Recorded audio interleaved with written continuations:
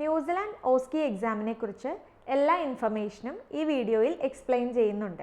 ന്യൂസിലാൻഡിൻ്റെ health care system എന്താണെന്ന് ഈ ഒരു പാർട്ടിലൂടെ മനസ്സിലാക്കാനായിട്ട് നഴ്സസിന് സാധിക്കും. സെക്കൻഡ് പാർട്ടാണ് ഓസ്കി എക്സാമിനേഷൻ. ഓസ്കി എക്സാമിനേഷനിൽ 10 to 12 സ്റ്റേഷൻസ് ആണ് അവൈലബിൾ ആയിട്ടുള്ളത്. 3 അറ്റംപ്റ്റ്സ് ആണ് ഓസ്കിക്കുള്ളത്. ഇതിൽ മെയിനായിട്ട് communication and interpersonal skill assess ചെയ്യുന്നുണ്ട്. ന്യൂസിലാൻഡ് നഴ്സിംഗ് രജിസ്ട്രേഷൻ്റെ പ്രോസസ്സ് കംപ്ലീറ്റ് ചെയ്ത് കഴിഞ്ഞാൽ ഇപ്പോഴത്തെ ജോബിൻ്റെ കാര്യം അല്ലെങ്കിൽ ജോബ് ഡിമാൻഡ് എങ്ങനെയാണെന്ന് നോക്കാം. ഹായ് എവ്രിവൺ, ന്യൂസിലാൻഡ് ഓസ്കി എക്സാമിനെ കുറിച്ച് എല്ലാ ഇൻഫർമേഷനും ഈ വീഡിയോയിൽ എക്സ്പ്ലെയിൻ ചെയ്യുന്നുണ്ട്. ആദ്യം തന്നെ ന്യൂസിലാൻഡ് നഴ്സിംഗ് രജിസ്ട്രേഷൻ്റെ എക്സാംസ് എന്തൊക്കെയാണെന്ന് നോക്കാം. ഫസ്റ്റ് വരുന്നത് IQN തിയറി എക്സാമാണ്. രണ്ടാമത്തെ എക്സാമാണ് ഓസ്കി എന്ന് പറയുന്ന പ്രാക്ടിക്കൽ എക്സാം. ന്യൂസിലാൻഡിലെ ക്രൈസ്റ്റ് ചർച്ചിലാണ് ഈ എക്സാം കണ്ടക്ട് ചെയ്യുന്നത്. നഴ്സസിൻ്റെ ക്ലിനിക്കൽ നോളജ് അസസ് ചെയ്യുന്നതാണ് ഓസ്കി എക്സാമിലൂടെ ന്യൂസിലാൻഡ് നഴ്സിംഗ് കൗൺസിൽ പ്ലാൻ ചെയ്യുന്നത്. ഈ എക്സാമിൽ 2 പാർട്ട് വരുന്നുണ്ട്. ഫസ്റ്റ് പാർട്ട് എന്ന് പറയുന്നത് ഓറിയൻറ്റേഷൻ ആൻഡ് പ്രിപ്പറേഷനാണ്. സെക്കൻഡ് പാർട്ടാണ് ഓസ്കി മെയിൻ എക്സാമിനേഷൻ. ആദ്യം തന്നെ എന്താണ് ഫസ്റ്റ് പാർട്ട് എന്ന് നോക്കാം. ഇതൊരു മാൻഡേറ്ററി പ്രോഗ്രാമാണ്. 2 days ആണ് ഈ ട്രെയിനിങ് വരുന്നത്. ഓറിയൻറ്റേഷൻ പ്രോസസ്സാണ്. ക്രൈസ്റ്റ് ചർച്ചിലാണ് ഇതിൻ്റെ ക്ലാസ് നടക്കുന്നത്. ന്യൂസിലാൻഡിൻ്റെ ഹെൽത്ത് കെയർ സിസ്റ്റം എന്താണെന്ന് ഈ ഒരു പാർട്ടിലൂടെ മനസ്സിലാക്കാനായിട്ട് നഴ്സസിന് സാധിക്കും. രജിസ്റ്റേർഡ് നഴ്സസിൻ്റെ സ്റ്റാൻഡേർഡ് ഓഫ് പ്രാക്ടീസ് ആൻഡ് ന്യൂസിലാൻഡിൽ രജിസ്റ്റേർഡ് നഴ്സിൻ്റെ ഡ്യൂട്ടീസ് ആൻഡ് റെസ്പോൺസിബിലിറ്റീസ്, എങ്ങനെയാണ് അവരുടെ പ്രാക്ടിക്കൽ നോളജ്, ഇതിനൊക്കെ എക്സ്പ്ലെയിൻ ചെയ്യുന്ന രീതിയിലാണ് ഓറിയൻറ്റേഷൻ കണ്ടക്ട് ചെയ്യുന്നത്. ഈ ഒരു ഓറിയൻറ്റേഷനിൽ ഓസ്കി എക്സാമിനേഷനെ കുറിച്ച് ഓവറോൾ ഗൈഡൻസ് ആണ് പ്രൊവൈഡ് ചെയ്യുന്നത്. സെക്കൻഡ് പാർട്ടാണ് ഓസ്കി എക്സാമിനേഷൻ. ഓസ്കി എക്സാമിനേഷനിൽ 10 to 12 സ്റ്റേഷൻസ് ആണ് അവൈലബിൾ ആയിട്ടുള്ളത്. ഓരോ സ്റ്റേഷനിലും 10 minutes ആണ് ടൈം തരുന്നത്. പ്രൊസീജിയർ ഓർ അസസ്മെൻ്റ് ആയിരിക്കും ഈ ഒരു എക്സാമിനേഷനിൽ ഇൻക്ലൂഡ് ചെയ്യുന്നത്. IQN തിയറി പാസ്സായതിനു ശേഷം ന്യൂസിലാൻഡ് കൗൺസിൽ ഒരു ഇൻവിറ്റേഷൻ ലെറ്റർ തരും.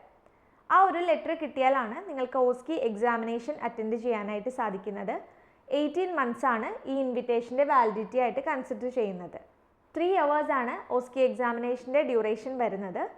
കൂടുതലും 10 സ്റ്റേഷൻസ് ആണ് ഉണ്ടാവുക. സോ ആ 10 സ്റ്റേഷൻസ് എന്തൊക്കെയാണെന്ന് നോക്കാം.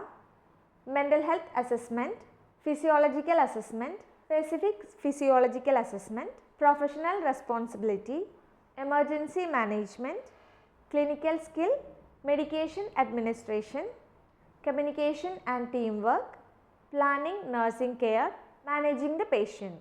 ഓരോ സ്റ്റേഷനിലും ടോട്ടൽ 12 minutes ആണ് അലോ ചെയ്യുന്നത്. ആദ്യത്തെ 2 minute ക്വസ്റ്റ്യൻ വായിച്ച് മനസ്സിലാക്കാനുള്ളതാണ്. 8 minute ക്ലിനിക്കൽ എക്സാമിൻ്റെ പെർഫോമൻസിന് വേണ്ടിയിട്ടാണ്. 2 minute നെക്സ്റ്റ് സ്റ്റേഷനിലേക്ക് പോകാനായിട്ട് അലോ ചെയ്യുന്ന ടൈമാണ്. അങ്ങനെ ടോട്ടൽ 12 minutes ആണ് ഒരു സ്റ്റേഷനിൽ അലോ ചെയ്യുന്നത്. 8 minute ഒരു സ്റ്റേഷൻ കംപ്ലീറ്റ് ചെയ്യാൻ പറ്റിയില്ല എങ്കിലും നിങ്ങൾ നെക്സ്റ്റ് സ്റ്റേഷനിലേക്ക് മൂവ് ചെയ്യേണ്ടതാണ്. എക്സ്ട്രാ ടൈം അലോഡ് അല്ല. 3 attempts ആണ് ഓസ്കിക്കുള്ളത്. ഇതിൽ മെയിനായിട്ട് communication and interpersonal skill assess ചെയ്യുന്നുണ്ട്. 6 weeks എടുക്കും എക്സാം അറ്റൻഡ് ചെയ്തതിന് ശേഷം റിസൾട്ട് വരാനായിട്ട്. പ്രോപ്പർ ആയിട്ടുള്ളൊരു കോച്ചിങ് എടുത്തു കഴിഞ്ഞാൽ ക്ലിയർ ചെയ്യാവുന്ന എക്സാമാണ്. ഇൻ കേസ് ഓസ്കി എക്സാമിനേഷൻ ഫെയിൽ ആയാൽ ഒരു ഡീറ്റെയിൽഡ് ആയിട്ടുള്ള ഫീഡ്ബാക്ക് ന്യൂസിലാൻഡ് നഴ്സിംഗ് കൗൺസിൽ നിങ്ങൾക്ക് പ്രൊവൈഡ് ചെയ്യുന്നതാണ്. നെക്സ്റ്റ് സിറ്റിംഗ് പ്രൊസീജിയർ എന്ന് പറയുമ്പോൾ എക്സാമിനേഷൻ ഫീസ് രണ്ടാമത് പേ ചെയ്യേണ്ടതുണ്ട്. 3000 ന്യൂസിലാൻഡ് ഡോളർ ആണ് ഇതിൻ്റെ എക്സാമിനേഷൻ ഫീസ്. ഓറിയൻറ്റേഷന് 500 ന്യൂസിലാൻഡ് ഡോളറും ആണ് വരുന്നത്. എക്സാം ഫെയിലായി റീസിറ്റ് ചെയ്യണമെങ്കിൽ 3000 ന്യൂസിലാൻഡ് ഡോളർ എഗെയിൻ പേ ചെയ്യേണ്ടതുണ്ട്.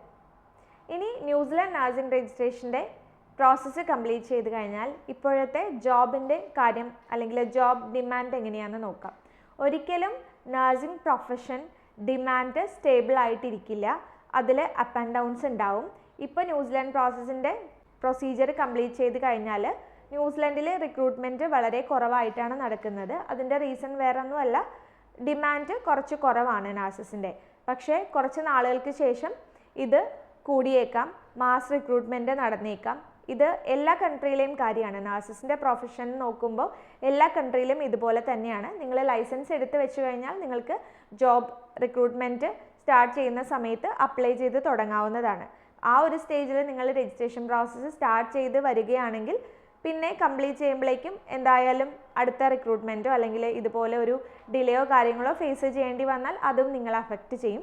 സോ മൂവ് ചെയ്യാൻ പ്ലാനുള്ള ആളുകളാണെങ്കിൽ എന്തായാലും രജിസ്ട്രേഷൻ പ്രോസസ്സ് കംപ്ലീറ്റ് ചെയ്യാൻ നോക്കുക.